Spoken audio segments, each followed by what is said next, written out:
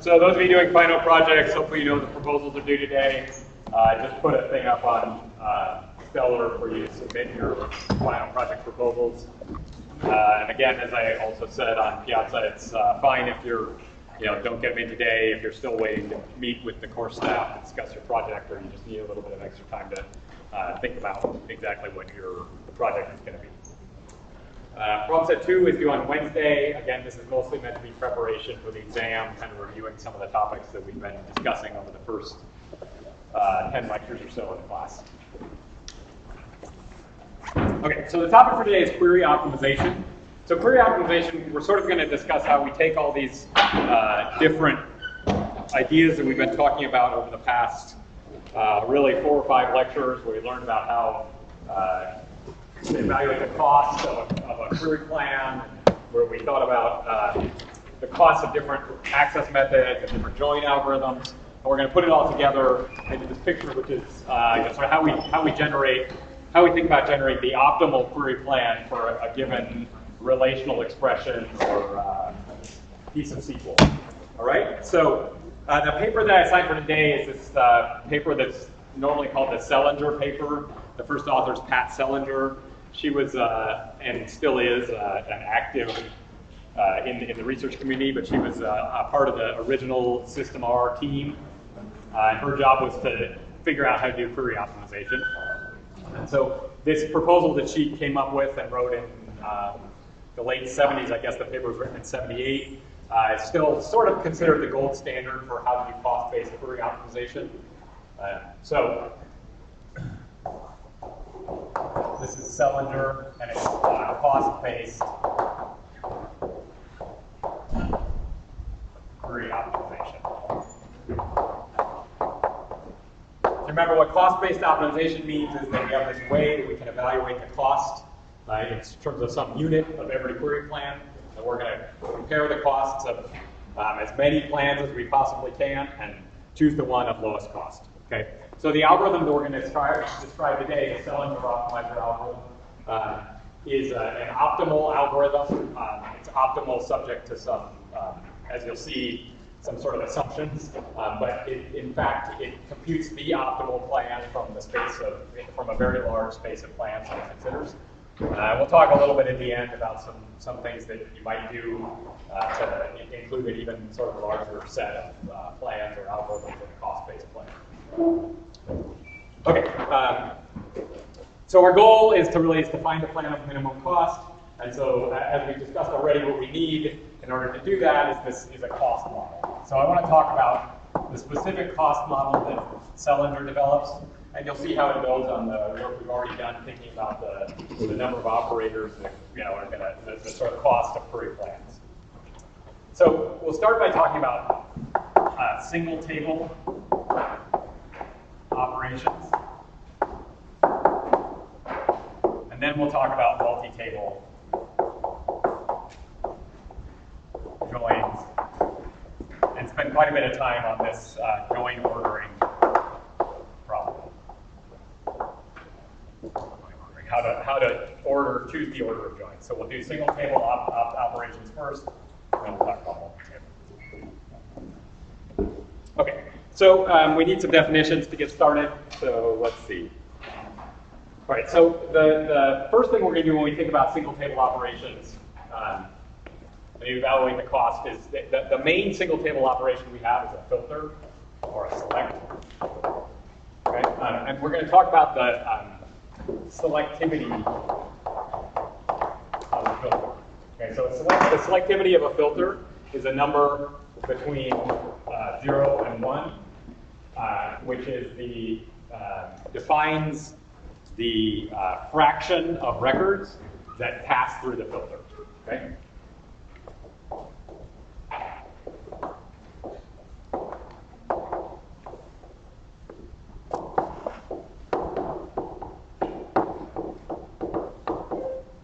So a selectivity of 1 means 100% of the records are passed by the filter. That is, the filter accepts them. So if I say, a query with no filter at all has 100% selectivity or a selectivity of 1.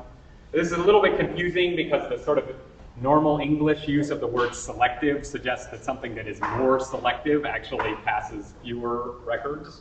Okay, so, but selectivity, a higher selectivity means it passes more records, right? Again, just sort of a confusing, it can lead to some confusion sometimes, so just be aware of that. Okay, so we want to have a way to think about the selectivity of a predicate or an expression. In order to do that, the Selinger paper defines some statistics that it keeps. So we're going to define the selectivity of a predicate in terms of a set of basic statistics that get kept. The statistics part of the Selinger paper is the weakest part of the paper. It's based on sort of an assumption that you can only keep a very small set of statistics about every table or relation in the database. And we'll talk about how we can do a much more sophisticated job of this. We'll look at an example of how what Postgres does for its statistics estimation. But for now, let's just go with the statistics that Selinger keeps. So the first one is something that she calls NCARD. This is just the number of records. This is just the number of records or tuples in the relation. And so card is meant to be cardinality. I know there's this question on Piazza about again, the cardinality, you might think it refers to the number of distinct values. You have to be a little bit careful in this case, and then oftentimes when people talk about the cardinality of a relation, they just mean the number of entries in the relation, okay?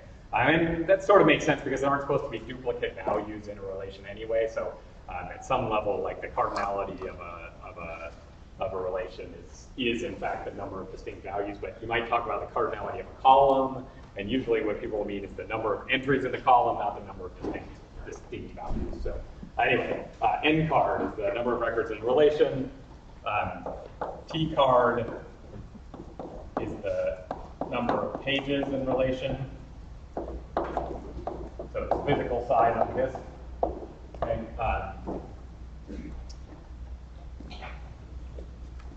ICARD is the number of keys in an index. So this is, in fact, the number of distinct values of a given attribute.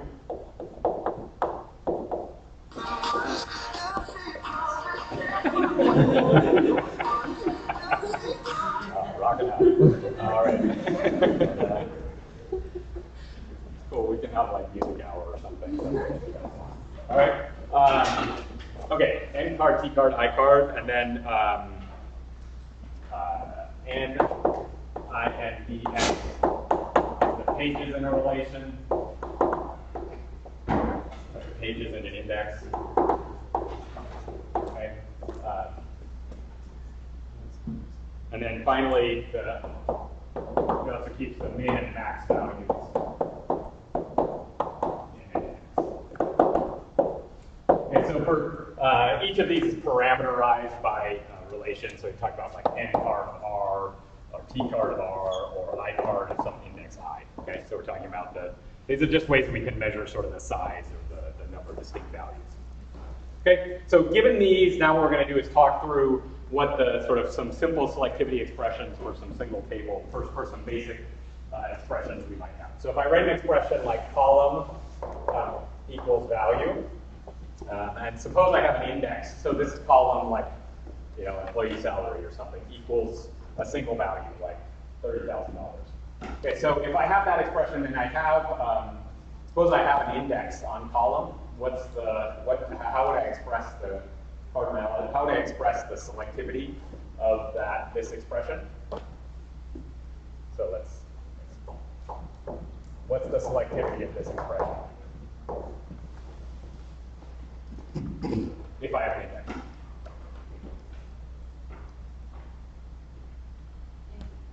What would be the best estimate of it in terms of these parameters I give here? I mean, in reality, of course, I would want to go count the number of occurrences of value in the column and then divide it by the total. Given just this information, what would I say? Okay, good. So it's 1 over ICARD because, well, the best thing I can do is sort of assume that the values are in the absence of more information, the best thing I can do is assume the values are sort of, uniformly distributed, right? And so I'll just divide, say, the selectivity of this expression is 1 over I car. Okay? If there's an index. All right, and then, so does that make sense to you guys? Hopefully that's not super confusing. But everybody cool? Okay, and then she just like makes up a number. Okay, so then she says, well, if there's no index, well, it's 1 over 10. Okay, because she doesn't really have anything else she could do, right? There's not, you could imagine other statistics you could keep, but in the absence of any information, you have to guess something, right? So you say 1 over 10. Okay, so now let's try a different one. Column is greater than value. Okay, so if I have an index, how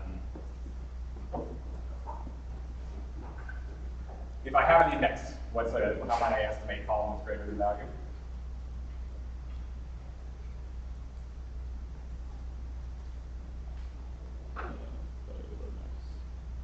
What was that?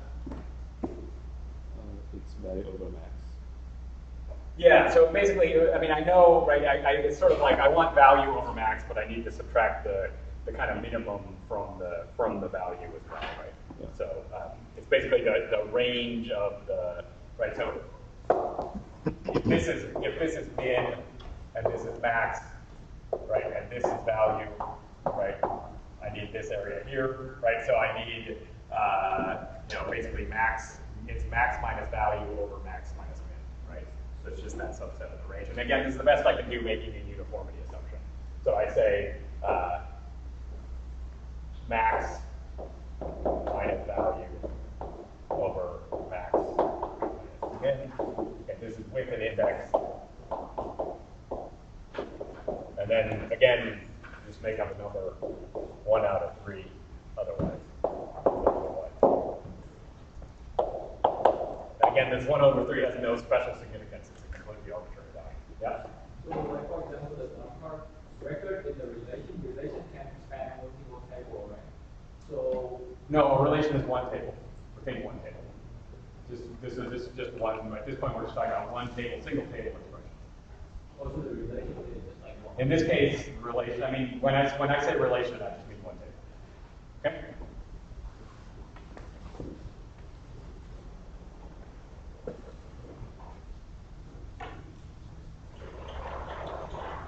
Okay. All right. So now let's try.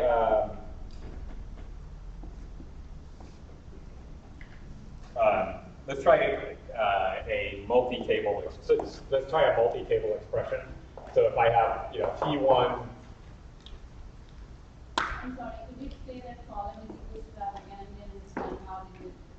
The column equals value. Yeah. Okay. So ICARD is the number of distinct values. ICARD is the number of distinct values that appear for this for this column, right? And because I don't know anything about how those values are distributed across, right? So maybe I have 10 distinct values and 1,000 tuples, right? I don't know anything about how those 10 values are distributed in the actual across the actual 1,000 tuples. So the best thing I can do is to assume that those values are uniformly distributed amongst all 1,000 tuples, meaning that each of those, there's 100 occurrences of each of those 10 different values in those 1,000 tuples, right? And so, if I have an expression that says column is equal to value, well, I would expect, making that uniformity assumption, I would expect that 1 out of 10 of the tuples would satisfy the predicate. So I'd get about 10% selectivity from, the selectivity would be 10%. I would get 10% of the records would pass this expression that says column equals value. Does that make sense? And so basically, this is just doing something very similar, just looking at a range and then extracting. Okay, so let's try one that's a little more complicated. Let's try a multi-column expression. Column T1 dot column 1 is equal to T2 dot column 2. Okay. All right. So suppose I have indices on both column 1 and column 2. Anybody have a suggestion for what I might do? So, first of all, one thing it's important to do is when we talk about these joins, this is a little bit counterintuitive, but selectivity for joins is defined by the selectivity with respect to the cross product of the size of the join, right? So remember when we talked about joins, initially we defined them in terms of the cross product. Here we're gonna, so if table 1 has 10 records and table 2 has 100 records, then the selectivity is going to be defined in terms of the fraction of 1,000 records that this predicate passes. Okay, so selectivity joins is fraction of cross product. Okay, that satisfies the expression. Okay, so given this, and suppose I have indices on both column 1 and column 2, does anybody have any thoughts about how I might estimate the selectivity? Yeah? 1 over I card of column 1 times I card of column 2. I one. Okay, so that would be sort of assuming that. Oh, sorry. Yeah. Sorry, these aren't values, right? We're not saying where they're both equal to some values, right? We're saying where they have some equality, right? So I sort of want to estimate the sort of. I want to estimate. This is going to be much bigger than that quantity that you just suggested, right? Because you would expect the joint would have a relatively large number of satisfying records, right? So it's a little bit hard to do much with this, but you might sort of say, well, I would expect that, say,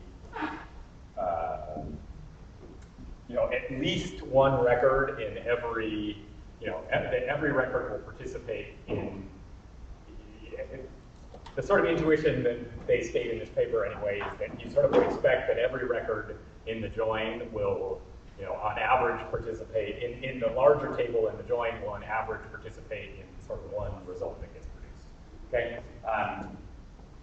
So that would be, what that expression comes out to be is 1 over the maximum of the I card of column 1, I card of column 2. Okay? So whichever one of the selectivity is so for example, if I have 10 departments and 1,000 employees, right? The selectivity of this expression is 1 over the maximum of these two things. So the maximum is 1,000. So it's 1 over 1,000 will satisfy. Okay, which means that you would get the output would be 10, right? That this this sort of says 1 out of 1,000 of these 10,000 records in the cross product. So it estimates the total amount that you would produce as 10. Right? We could have made this min, in which case you would estimate it to be 1,000. Which of those two is actually right is kind of arbitrary, right? In some ways, like in this case, if I'm joining departments and employees, well, if I'm doing a T4 and T join where employees have a department ID, I would expect the output of this join to be 1,000 tuples, right? If the 4 and T, if this is a 4 and T join, right? So this formula is kind of arbitrary, right? But the sort of understanding is that every tuple participates in the join in some way, right? And you can't really, with this level of statistics we have, we can't do much better than this, especially if we don't know anything about T4 and T relationships, which you want to assume we do in this case. All right. But anyway, this, selectivity of joins as a fractional cross product is the standard kind of nomenclature that people use. Okay, so given a set of expressions like this, now of course we can talk about the selectivity of a set of predicates, right? So I can talk about the selectivity of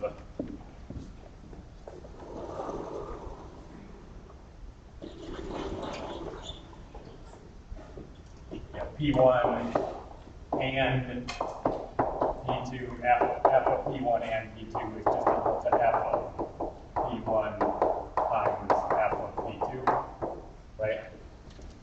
And then you can talk about f of P1 or P2 equal to, the sort of standard OR definition, 1 minus f of P1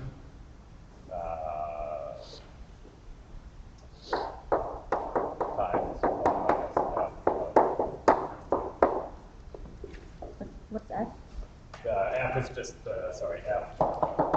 selectivity. Okay.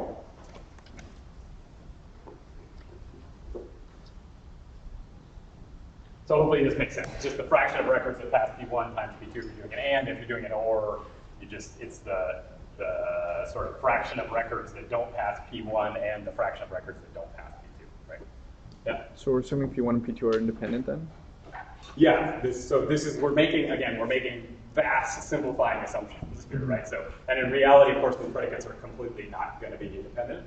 And a lot of the query optimization literature that has followed on this has sort of looked at, okay, what do you do if these things aren't independent? How do you estimate we use covariance or other things like that to estimate the fraction of records that really would pass instead of this, right? And we'll talk about this again in a minute when we get to Postgres.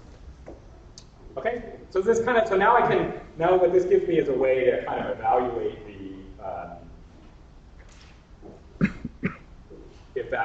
the number of records that are going to pass an expression.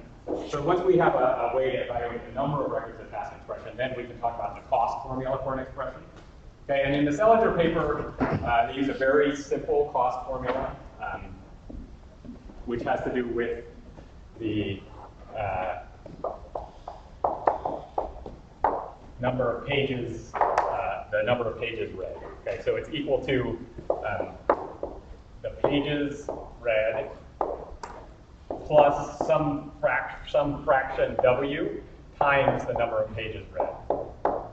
Okay?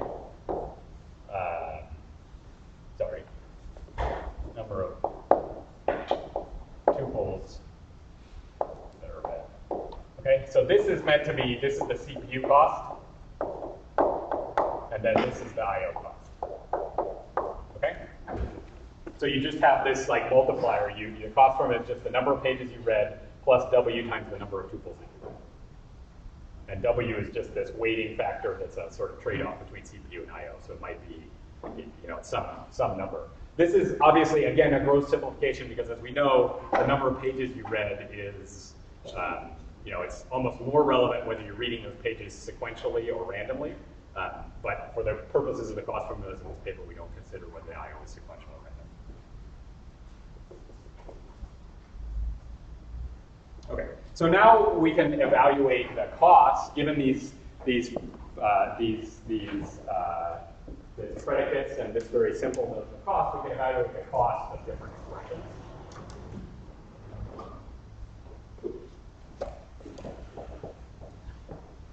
So cost expressions. Okay, so we can talk about the cost of equality. The cost of a lookup on an index where we say column is equal to value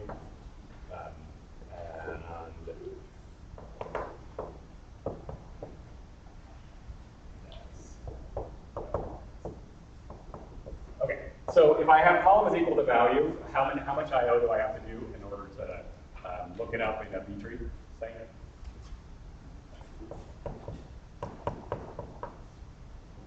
I want to look up a single value. How many I/Os do I think I'm going to have to do? In a B-tree. Log n. What's that? Log n. Yeah, so I have to do logarithmic number of pages to descend, and then I have to read the range, right, of that value, and that's going to be from B5. Okay, so they make another gross simplifying assumption, which is instead of log n, they just say they assume the top levels of the B-tree are going to be cached, and the B-tree has a low enough branching factor that one, you only have to do one I/O on average for every B-tree lookup, every B-tree lookup that you do. So this is the B-tree, okay? And then she says +1 for the heap, okay? So again, she assumes that this value all fits on one heap page. It could be that this value is like, if every tuple in the database has this value, you might have to remake more heap pages. Okay? And then you have to process, apply W to a single tuple, right? So you have this plus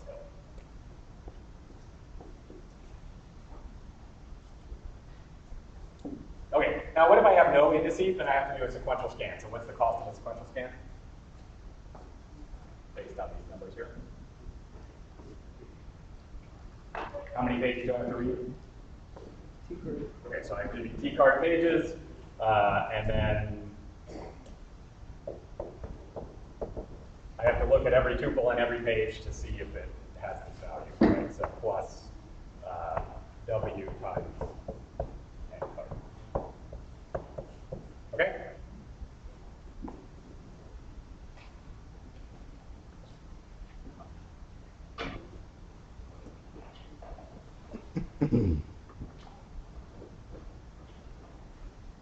Okay, now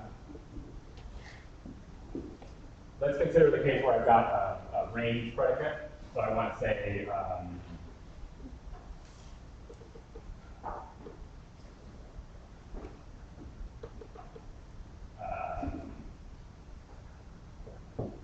column in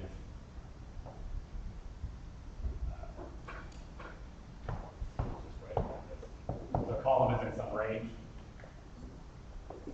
So, and let's suppose I have, I can define the selectivity of this expression, column is in range, as f of range, okay? So this is the selectivity of this predicate. Okay, so how many index pages am I going to have to read in order to evaluate this, this expression?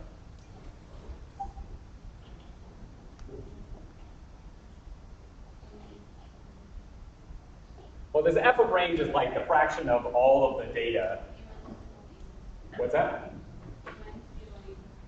Yeah, so that's right. You could use this max-min kind of a thing to evaluate it, but this f of range is kind of going to capture this for us already because this, f of range is going to capture the fraction of the tuples that sort of had that satisfied this predicate. So if we have f of range, we've already evaluated it in this way, then we can just talk about f of range times all the pages in the B tree, right? Because that's kind of roughly proportional to the amount of B tree that I'm going to have to read. So we can just talk about f of range, okay, times the total number of pages in the index, NINDX. But now, when I'm reading in a B tree, it depends on whether this B tree is clustered or unclustered, right? Like remember, B trees can be clustered, meaning the range that we're scanning is stored consecutively in the heap file, right? Or it can be unclustered, meaning that for each page that each record that we read, we might have to go to a random offset in the file. Okay, remember that? Okay, so this is, if it's clustered, then all we have to do is read this range. We sort of read this consecutive range we're going to read a consecutive range in the heap file. Okay, so this is just going to be N card times f of range, right? We have to read that many records from the heap file itself because that's the selectivity, right? In the case of, so this is clustered. Okay, in the unclustered case, for every tuple that we read, we have to do a random IO, right? So we're actually going to have to do the total number of distinct tuples in the relation. Oops, sorry. This should have been T-card. T-card is the number of pages for the clustered case. T-card is the number of pages. Okay. N-card is the number of records. So in the unclustered case, it's f of range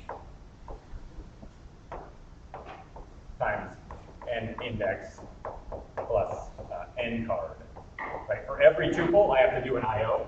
Right, so I have to do n card times f range distinct IOs in the unclustered case. Okay? And then for both of these, of course, there's this plus W times the number of tuples that are in the range, right? Yep. What was the W again? W is just a weighting factor that trades off IO for CPU. So it says for every tuple that it's the relative cost of processing a tuple expressed, in terms of the amount of time that it takes to read a page from the disk. Okay, so if it for every page that I read from the disk, I can process 1 million tuples. Okay, W is 1 over 1 million. It's just a weighting factor that trades off these two things for each other.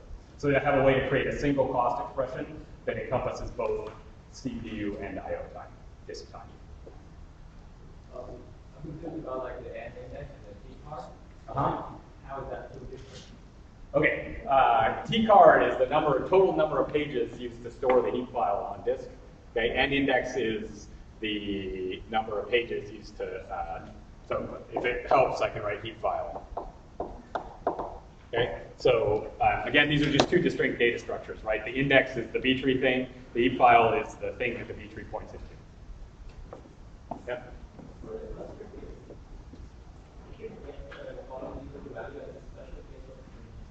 Sorry, what was that? So I have this range, and I have this case of column is equal to value. Yeah. Whatever the function of the cluster is, that should be the special case of this range, right? So I can say column is less than equal to value. So column is equal to value is a range as well. So I can Yeah, yes, that's right. I think if you think about this, you'll see that it sort of is, right? Like if f of range produced exactly one tuple as its result, then the selectivity of this expression would be 1 over n card. And I think if you think about what this kind of works out to be, you'll see that it's something pretty similar. This case is worth kind of special casing because it occurs frequently, and we're not going to be able to do a very good job of assessing this f equals range for the case of a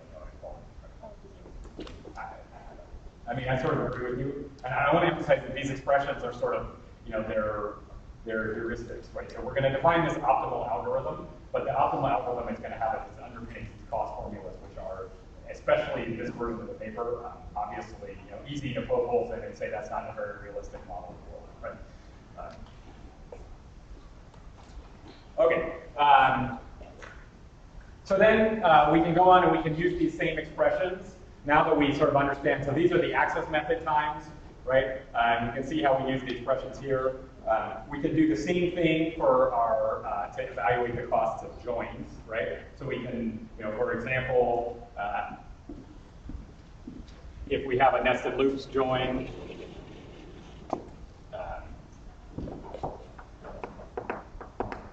we can just evaluate the cost of, we know what the nested loops does. It scans the outer, and then for, for every inner, it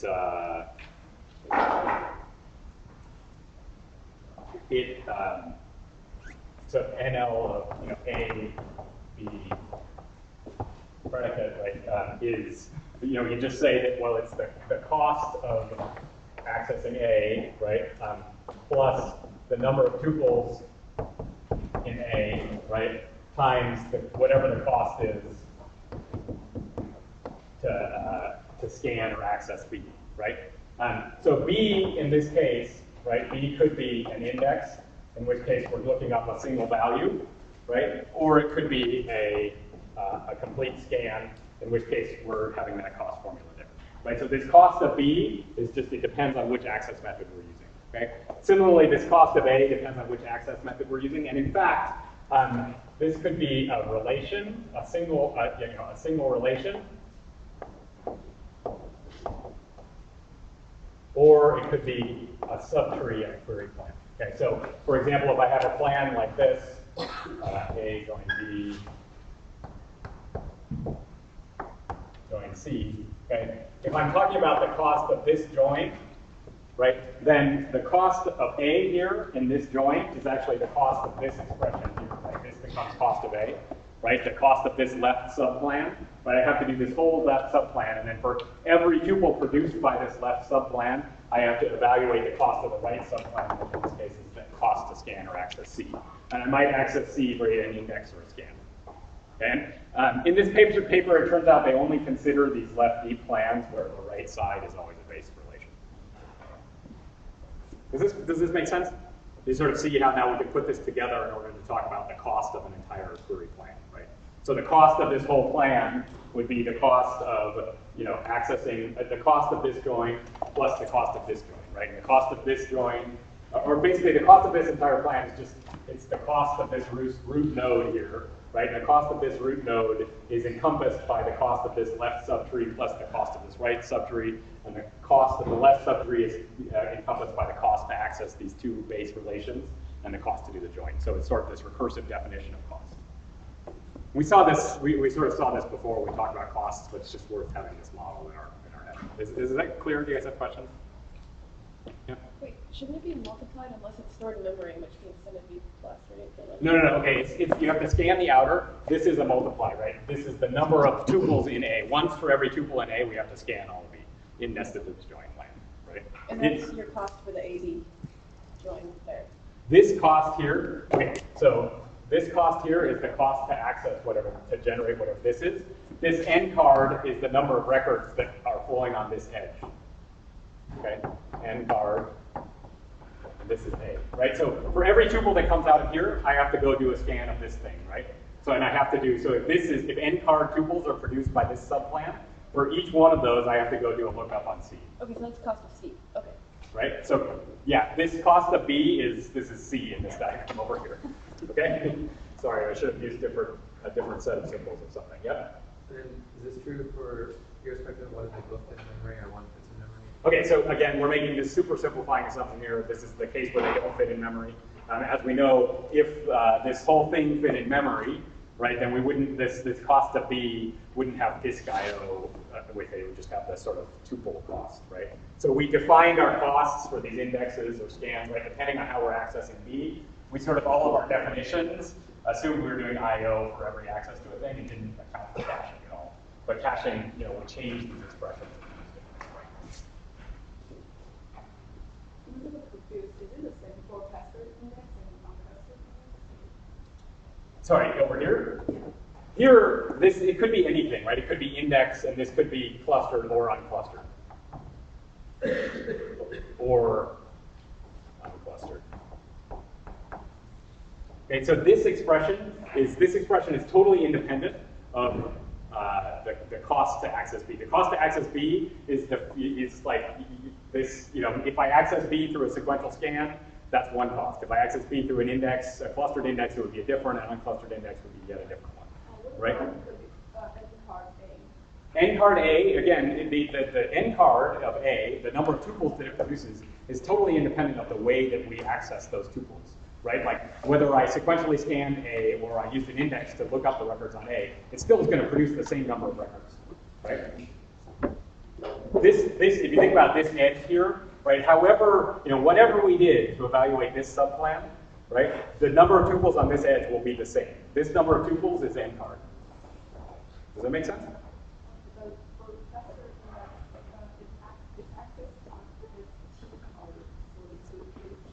Okay, the access method, right?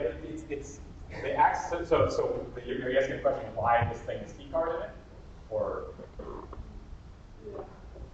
Okay, so all the this. Okay, so if you want to go, so clustered index. Like supposing we let's take this case. Suppose we here are scanning C using a clustered index, right?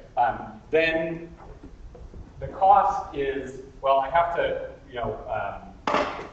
Well, in this case, if I'm doing a nested loops join, right, I probably would be using this access method because the nested loops join is going to be doing individual lookups one at a time on C, right? It's going to be looking up, it's going to pick up a value from the left subplan and then do a lookup on C over and over and over again. So it's sort of like we're doing these lookups over and over and over again. So whether the index is clustered or not in this case may not really matter. Okay? Does that make sense? But if you want to understand what this expression is doing, right, if I have a range, well, I have to read that, you know, I've got an index like this, okay, and this index has pointers into my heap file. Okay, so the range scan, right, is going to traverse down some part of this tree, right, and this is sort of defining, I'm gonna you know, if this is the value X in the leaf node, I'm going to read all these pages, sort of in the, if I'm looking for the values column less than X. In this index structure, which I've drawn as this triangle here, I'm going to read all this part of all the pages sort of to the left of this value X and all of their parents, right? So I read all these pages, and then this range of pages in a clustered index is going to be located in some consecutive region in the heap file because the heap file is clustered. So I'll also read however many total pages there are in the heap file. So remember, there's a total of T card pages in the heap file.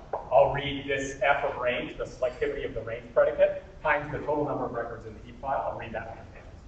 Does that make sense? In the unclustered case, these pages will be spread all over the place. Every tuple will be on a different page, and that's why I have to read, for every tuple, I have to go do a separate I/O. So for every record that satisfies the expression, I do one I/O. That's why the unclustered case is proportional to any card. You guys okay? I know it's a little bit, like the notation is a little complicated, and it's like we're kind of putting all these little pieces together that we've been kind of working on for the last 4 or 5 lectures, so hopefully you feel like it kind of fits together. Okay.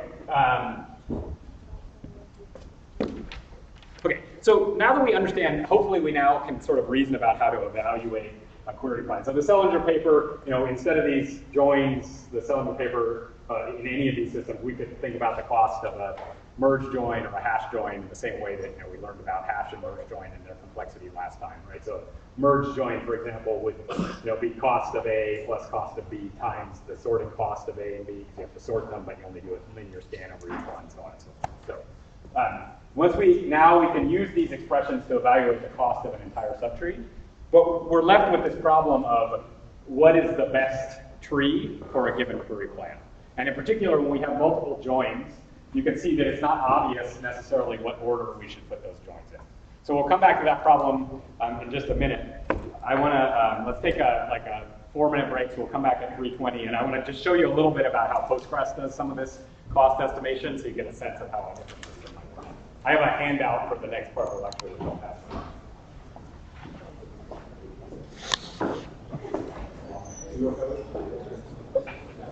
It is online. Shall I pass those around back? Where are you going?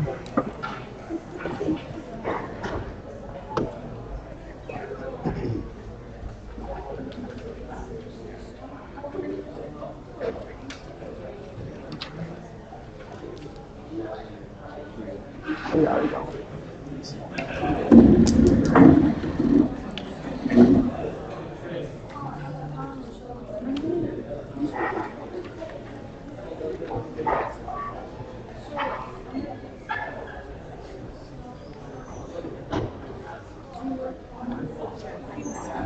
So I guess what I would say is, if you can just add a couple of bullet points, something about here's some specific things that you might investigate, kind of just so it's a little bit more concrete about those things that you want to look at.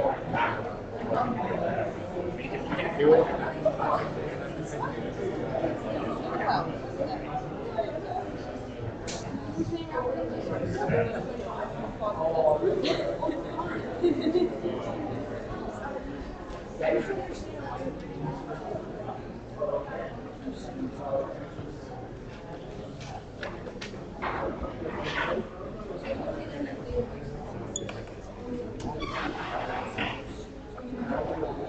yeah, it's probably totally different. Some people ask to make it handy and stuff. A little bit handy and like some people Yeah, so I think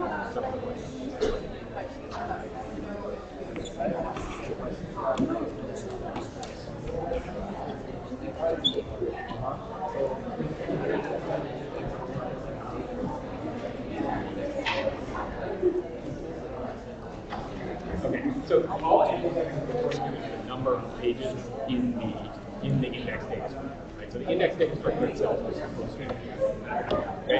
And so if I'm reading, a 10% range of a given column, I'm going to read 10% of the pages in the index. That's all that's counting, right? So that's sort of the diagram that we were trying to show that, count down. If all the things in the column value is less than x, the value x will be at this, these pages will be x. The value x will be sort of this far over into the lead pages, because the lead pages are sorted order, right? And so x plus all of the pages, I would have to read all these pages, right? And all of their parents all the way up.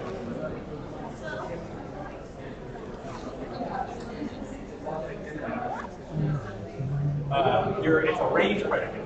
It's a range friendly. You want to read all the things between 0 and 0. Allow me to be. Well, it's just this is they're scanning a big part of the table, right? So if they're scanning 100% of the table, yeah, you have to read 100% of the table. Yeah, if that range was 1, you'd read 100% of the table, right? Does that make sense? If you do access it, now of course you can always use this knowing that. The first class? No, I'm doing the undergrad version. It's one of the 3 project. I already did my grad classes. Sorry. How are you? Right, because look, index is the number of pages in the index, right? T-card is the number of pages. And you're asking why is T-card not? Now, this T-card is this part here. It's the heap file, right? This index points into this heap file, right? So this is 0 and this is X, the heap file. And this is a consecutive range of heap files I have. I can have to talk to you more about that.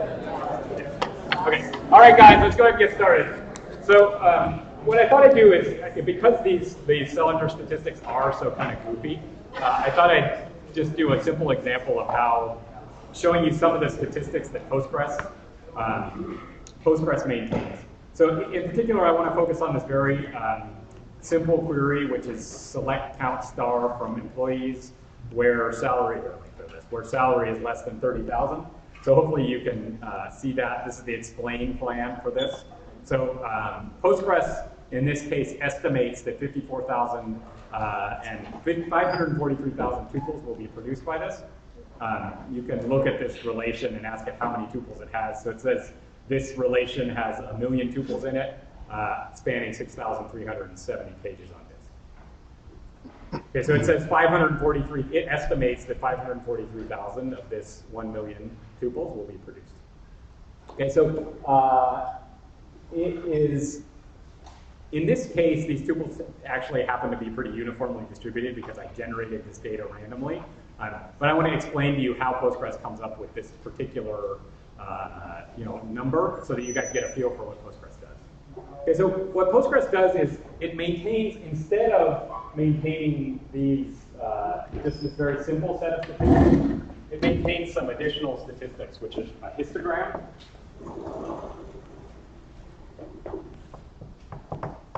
For every attribute of every table. And you can just think of the histogram as being a number of buckets, okay, where it, what it stores is the, so it stores the, so if in this case, if I have 1, 2, 3, 4, 5 buckets in my histogram, right, what it would store is, this is what's known as an equi-height histogram. So it would store, there's 20%, the cutoffs where the 20% values end in this attribute. So this is emp.salary. Okay, it stores a histogram where it stores, the minimum salary, and then the salary of the 20th, the salary of the employee who's at the 20th percentile. So that might be, 20K. Okay, the salary of the employee at the 40th percentile, so that would be 40K, 60K, 80K, 100K. If salaries are, say, uniformly distributed between the value, the range 0 to 100,000, right? If, of course, if it turned out that, maybe, a ton of my employees make, between 80 and 100,000, then, these bins might be slightly different, right? Like I might have, the upper 20% might be, this might be 90K, right? So then that would represent a skewed distribution where, more of the employees, a larger fraction of the employees makes a higher percentage of salary. So Postgres maintains these histograms. They're known as equi-width, meaning that, or equi-height, meaning that each bin in the histogram represents the same fraction of the data, and we just keep the edges, the boundaries of the histogram bins. So you'll see what I mean very concretely when I show you this example.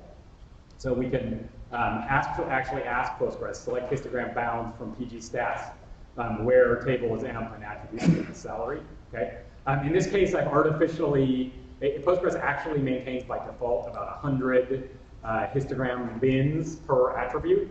I've told it that I only want it to maintain 10 because otherwise it's hard to kind of do the math on the fly here. Okay, so if I have salaries less than 30, so what this output here is showing me is the boundary conditions of these histogram bins. The boundaries of these histogram bins, like what I've shown here. So this says that the first bin contains the first 10%. So in this case, there are 10 histogram bins. The first 10% is employees who make between 1,000 and 5,711 values. Okay, dollars. The second one is 5,711 to 11,066. The third, and so on and so forth. Right. So you can see that this expression, where it's less than 30,000, would clearly cover all these bins that are less than 30,000 in their entirety, right? Every employee who makes less than $30,000 is going to be in this, is going to be covered by this 1, 2, 3, 4, 5 bins of histogram. Okay, so that means at least it's 50% of the employees at least make less than $30,000. But then there's some fraction of the employees who make between 27,591 and 33,196, right? So what I have to do is, what Postgres does is it makes a uniformity assumption here. Okay, so it assumes that these values are, the salary is uniformly distributed within each one of these bins. So we can sort of, if I want 30,000, then I can sort of compute the fraction of this one bin that contains it contains the employees that I'm caring about. That is the ones that make less than 30,000. Does that make sense? So if we want to compute this, right, we just would say, basically what we have to do is take 30,000 minus this 27591, and then divide that by the total width of the bin, 33,196 divided by 27591. So I can say select 30,000 minus 27591 divided by this minus 27591.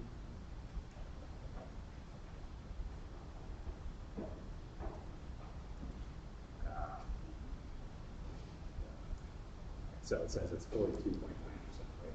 So, okay, so I get 42.9%. So that means if I were to estimate this, I would think it would be, so it's 50%, right, plus 42% of this one bin that is 10%, right? So I would think it would be 0.5429798, this big number, plus 0.5, right? 10% of this big number plus 0.5 would be the total selectivity of this expression, the fraction of the tuple, the employees who make less than 30,000. You guys see that? So I should be able to do select that times 1e6, 1 million, and I would get 542,979 employees who are less than this. So if we scroll back up, you actually see that it doesn't quite work out. Surprisingly, it did something else. Okay, so the number that it estimated was 54,543,026.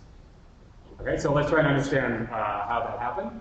So it turns out that Postgres does something else, which is pretty clever. So the problem with these histograms is they're great for sort of capturing the overall structure of data, but they don't do a very good job of capturing super frequent values. Like if I had one value that occurred, 1,000 times, I could have a really, really, really, tiny bin, but even so, it's not going to capture very popular values very effectively. I'm not sure why this projector. So maybe I just need to type on the keyboard more. Okay, you guys, so it actually maintains a list of all the most popular values. So we can ask it what are the most popular values. That's what this expression does. Select null frac and distinct most common values, most common frequencies from pgstats. So if I run, oops, I should have, okay.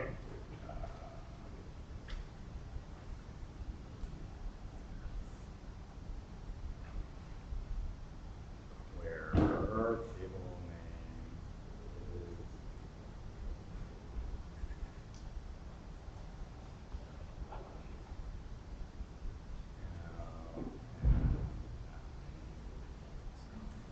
okay. So you see that it says, it maintains some other statistics about every attribute, including this list of the most frequent values and their frequency. Okay.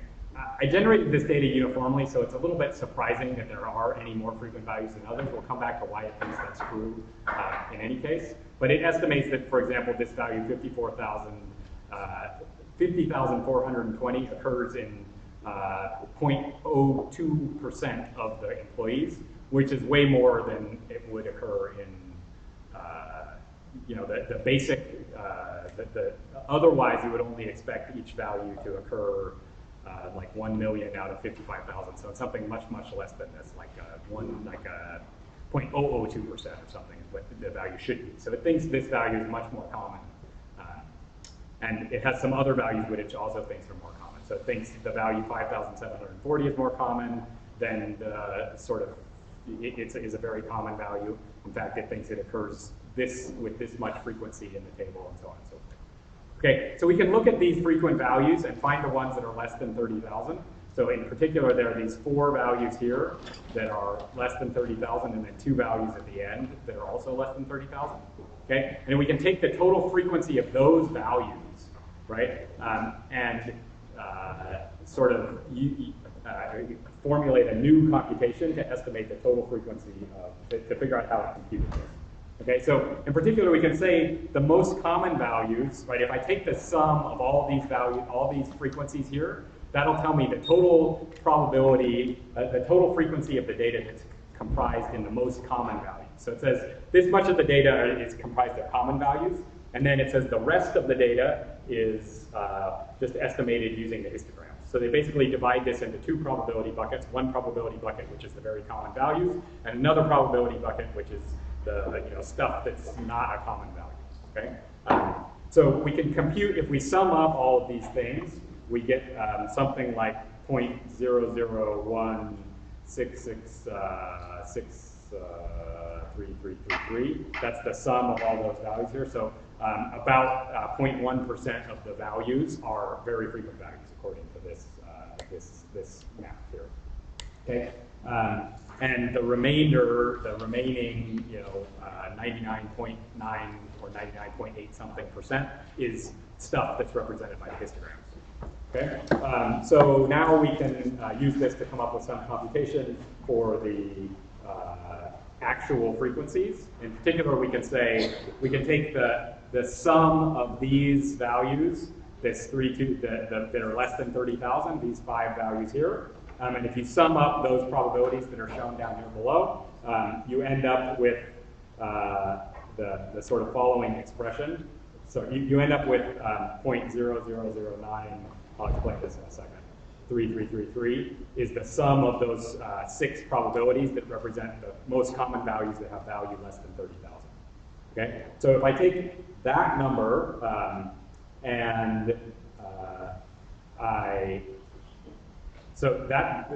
so what I can do then is I can take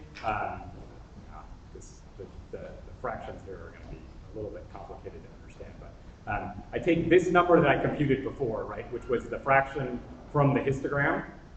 Okay, I multiply that by the fraction of this probability part that corresponds to the histogram, okay, which we said before was 99.9%. In fact, it's 99.836666%. Okay, and then I add to that the fraction of the probability that comes from these most frequent values, so the part of the most frequent value bucket, and then I multiply that times 1 million.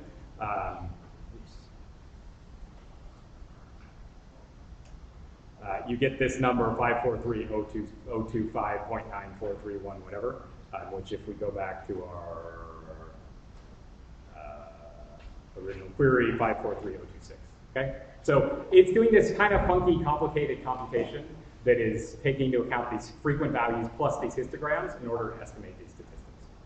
Okay, and now you can sort of see how insane and fiddly this gets, and Postgres is like the world's simplest, not the world's simplest, but a relatively simple database. Okay, so if you go read the query estimation and cost optimization literature, there are these endlessly complicated models for doing this kind of estimation of costs that involve, for example, maintaining multi-dimensional histograms. So instead of just a histogram over one attribute, I can maintain histograms over multiple attributes.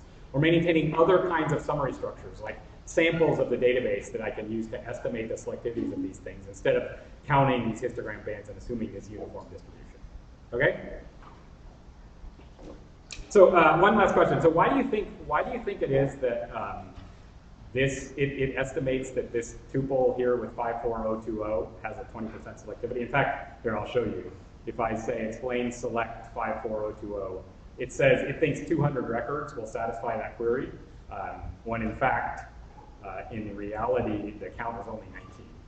So why do you think it's got this wrong? Anybody have any guesses? How do you think it computes this histogram? Yeah? Random sample. Yeah, so it takes a random sample of the database and then computes the histogram based on the random sample, because if it's got a really large database, it doesn't necessarily want to scan the whole thing to compute the histogram. So what does that mean happen? What's that? No, the data, in fact, is uniformly generated. I mean, if you take the number of distinct values is like 50,000, so 1E6 divided by 55,000 is like 18. The expected value, the expected number of records is like between 18 and 19 for every value. So this is like, it's not that this salary 50420 is actually overrepresented. What happened? Probably, wait, what's that? Just got like picked twice. Yeah, this value 50420 got overrepresented in the sample that it took to compute this, right? So we got unlucky and this value got picked several times. So in fact, you can do analyze, I think if I spell vacuum, that's the key question. It's got to be one of those, right? And now if we look at this, you'll see that it's like some other value shows up with a 20% probability because, like, we got unlucky on that other value the next time we sampled it, right? So there are these sampling artifacts, and they introduce these small errors, but they're not really significant errors. Okay? All right, so let's turn our attention now to the join ordering problem. We'll probably have to go through the details of it next time, but I can at least introduce the kind of gist of this problem. So the problem is essentially as follows. We've got a query with a bunch of joins.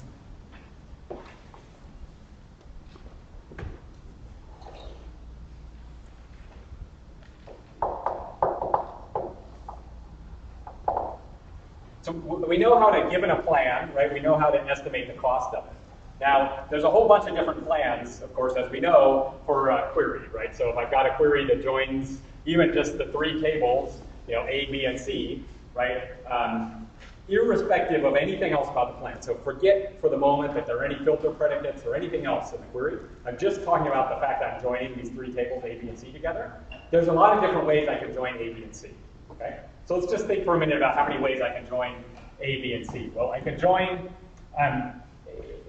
I could sort of first join, like if you think about drawing query plans, I could first join A and B, right?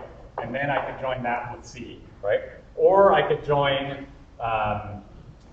first join A and C, and then join that with B, right? So I have all these different kinds of plans like this, and you can sort of see that if you think about these plans as being the sort of, you look across from left to right across the leaves of these plan diagrams I'm writing out, you can sort of imagine that any permutation of these strings, these characters A, B, and C, could represent a possibly valid plan, right? So I can have plans, A, B, C. I can have plans, A, C, B. I can have the plan B, A, C, B, C, A, C, A, B, and C, B, A. Right? So that's all the possible valid orderings.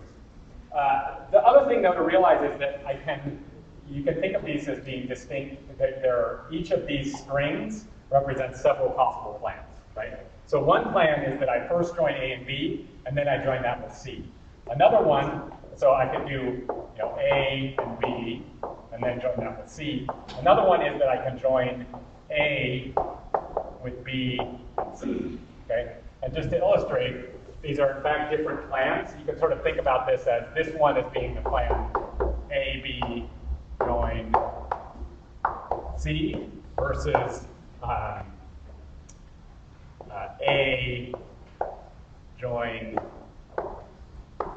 B, and C. Okay? And you can see that these both have the same strings along the bottom, ABC, ABC, but they kind of represent a different shape of the plan tree, right? This is one of these left deep plans, or this is more of a right deep kind of a plan.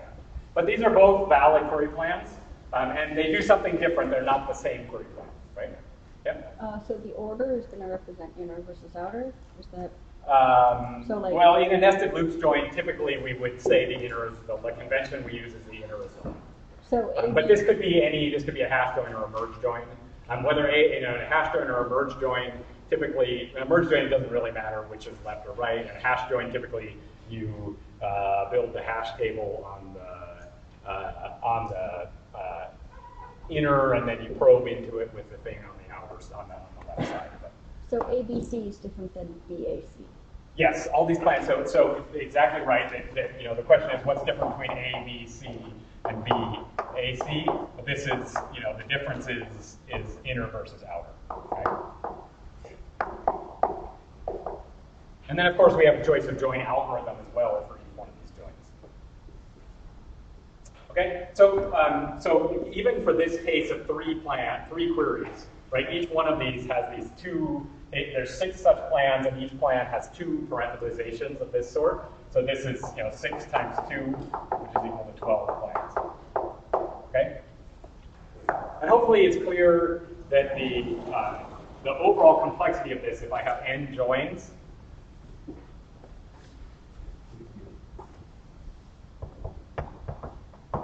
right? The overall complexity of n joins is, well, how many, if I have n strings like this, how many possible orderings are there? If I have a string of length n, how many possible orderings are there? Factorial. Okay, good. So I've got, it's n factorial times this, number of parenthetizations.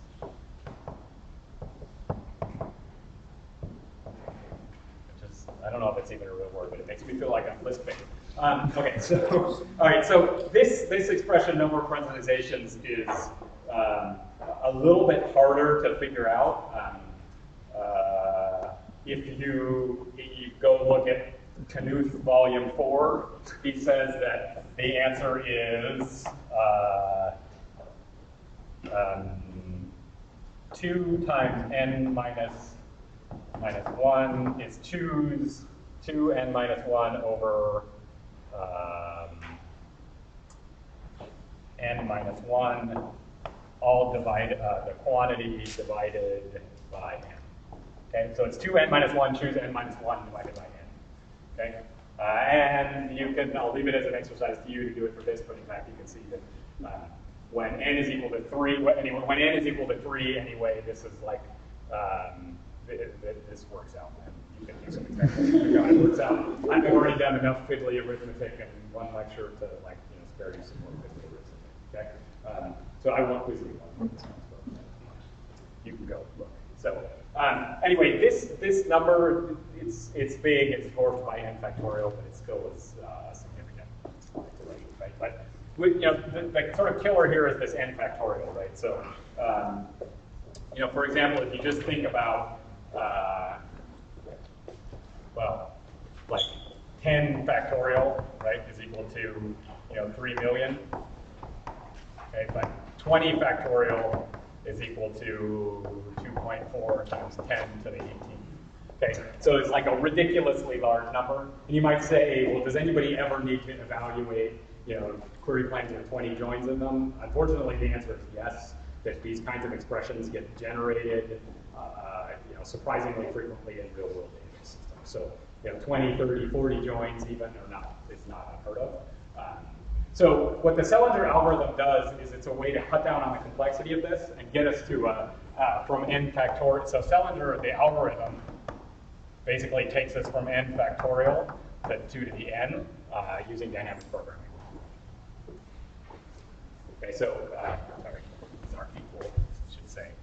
N factorial 2 to the n.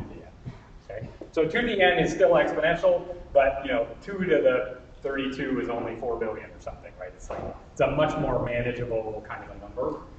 And in fact, you know, imagining that you might evaluate tens of millions of possible query plans and query optimization times is totally okay, so I think what we'll do is we'll go through the details of how the Selinger algorithm works next time, because I have a feeling that if I try and do it this time, we're going to run out of time and it's going to be confusing. What I'll do is I just want to talk quickly about you know, this complexity and some of the things that come up in the real world that Selinger doesn't deal with. So this 2 to the n, for example, it still can be a big number because we're, you know, costing one query plan 2 to the n times. So if this number is like, you know, tens of millions or a billion, that could add up to a lot of time. So people, Postgres, for example, has a fallback to a heuristic optimizer that uses genetic programming in order to generate possible query plans and evaluate their cost. The nice thing about this is that you can sort of fix the amount of time that you want the optimizer to run. It will evaluate as many query plans as it can in that fixed amount of time and return whatever best one it comes up with. So you guys have probably seen instances of optimization formulations like this in, you know, other cases when you're faced with exponential.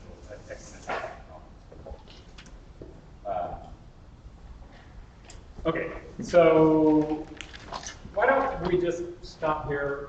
Like, you know, you guys can work on your projects. We'll take 10 minutes early today, and we'll talk about the details of how this algorithm works next time. All right?